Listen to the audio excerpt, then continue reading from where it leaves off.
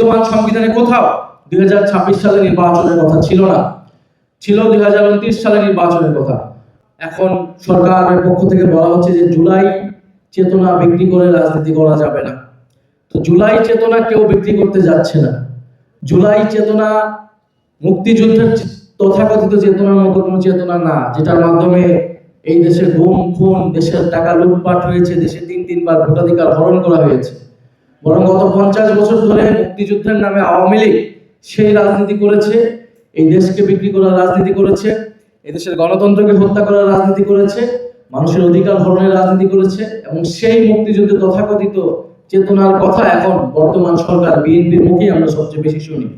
তারা বলতে পারে, কিন্তু জনগণ জানে জুলাই সবচেয়ে বেশি সুফল ভোগী কিন্তু হয়েছে এই সরকার। তারেক রহমান দেশে এসেছেন, শিলং থেকে স্বরাষ্ট্রমন্ত্রী দেশে এসেছেন, তারা ক্ষমতায় বসতে পেরেছেন জুলাইয়ের চেতনার ফলে, জুলাইয়ের এই ঘটনার ফলে জুলাই বিপ্লবের যেই আমাদের আকাঙ্ক্ষা ছিল, যে প্রতিশ্রুতি ছিল জনগণের কাছে, নতুন বাংলাদেশ, বৈষম্যহীন বাংলাদেশ, আমাদের রাষ্ট্রের সংস্কার, প্রতিষ্ঠানগুলোর সংস্কার, সেই সংস্কারগুলো যদি আমরা চাইতে যে এটাকে জুলাই চেতনা বিক্রি যদি সরকার বলতে চায়, তাহলে তারা আসলে একটা দায়িত্বহীন ক্ষমতা পেয়েছে জুলাই বিপ্লবের ফলে, আর আমরা পেয়েছি ক্ষমতাহীন দায়িত্ব।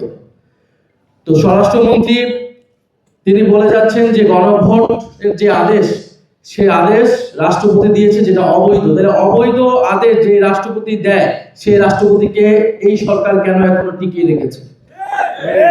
ফলে এটার যদি রাষ্ট্রপতি অবৈধ আদেশ, সংবিধান বিরোধী আদেশ দেয়, তাহলে রাষ্ট্রপতিকে এর জন্য শাস্তির আওতায় আনা উচিত সরকার, কিন্তু সরকার সেটা করছে না। সরকার স্পষ্টতই দ্বিচারিতা করছে।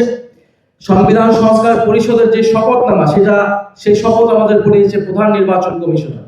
ফলে সেটা যদি সংবিধান বিরোধী হয়, প্রধান নির্বাচন কমিশনার সংবিধান বিরোধী কাজ করেছে, তাকে বিচারের আওতায় নেওয়ার জন্য সরকারের ভূমিকা বা সরকারের উদ্যোগ নেওয়া উচিত, কিন্তু সরকার সেটা কিছুই করছে না।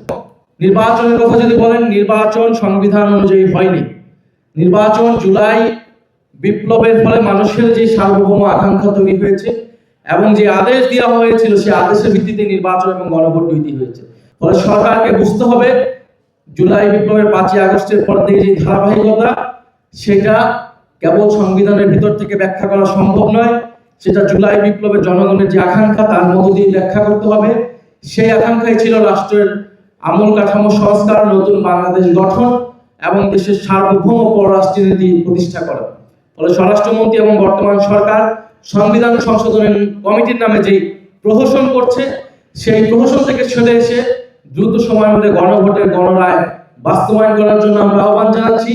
নাহলে ওলামা অ্যালায়েন্স সহ জুলাই বিপ্লবের সকল অংশীদার, সকল শহীদদের নিয়ে আমরা ঐক্যবদ্ধভাবে রাজপথের আন্দোলন গড়ে তুলতে বাধ্য হব। আমরা অলরেডি সেই রাজপথের আন্দোলনের মধ্যে আছি, কিন্তু আমরা চাই সংসদে আলোচনার মাধ্যমে, এখনো সময় আছে, সরকার যাতে দ্রুত সময়ের মধ্যে এটা সমাধান করে